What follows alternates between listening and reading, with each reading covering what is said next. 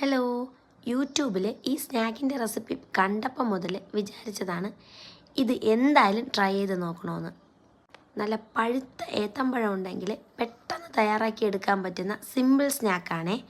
അപ്പോൾ പഴം ഒരു പാനിൽ നെയ്യ് ഒഴിച്ച് ഇതുപോലെ മൊരിയിച്ചെടുക്കണം. രണ്ട് ഭാഗവും ഇതുപോലെ മറിച്ച് തിരിച്ചു വിട്ട് മൊരിയിച്ചെടുക്കാം. ഇത് റെഡിയാക്കി എടുക്കുമ്പോഴേക്കും നമുക്കൊരു ബാറ്റർ തയ്യാറാക്കാം.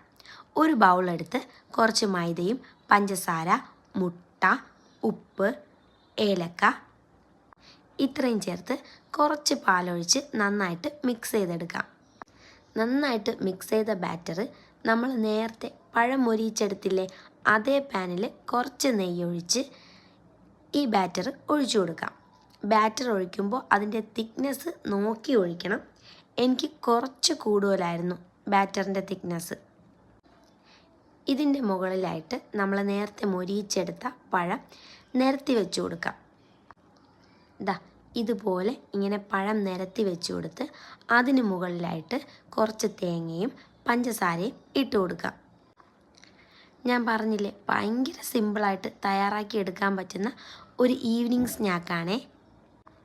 ഇനി ഇത് മൂടി വെച്ച് വേണം വേവിക്കാൻ. 4-5 മിനിറ്റ് മതി. എനിക്ക് അടിഭാഗം കുറച്ചൊന്ന് കരിഞ്ഞു പോയായിരുന്നു, പക്ഷെ സാരമില്ല. 1-2 മിനിറ്റ് കൂടെ മൂടി വയ്ക്കുമ്പോഴേക്കും നമ്മുടെ സ്നാക്ക് റെഡിയായി. ഇനി ഇത് ഇതുപോലെ ഇങ്ങനെ റോൾ ചെയ്ത് കട്ട് ചെയ്ത് എടുക്കാം.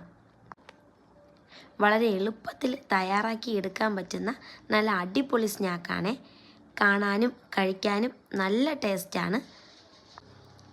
ഇങ്ങനെയാണ് ഇതിൻ്റെ ഫൈനൽ ലുക്ക്. അപ്പോൾ എല്ലാവരും ട്രൈ ചെയ്ത് നോക്കണേ.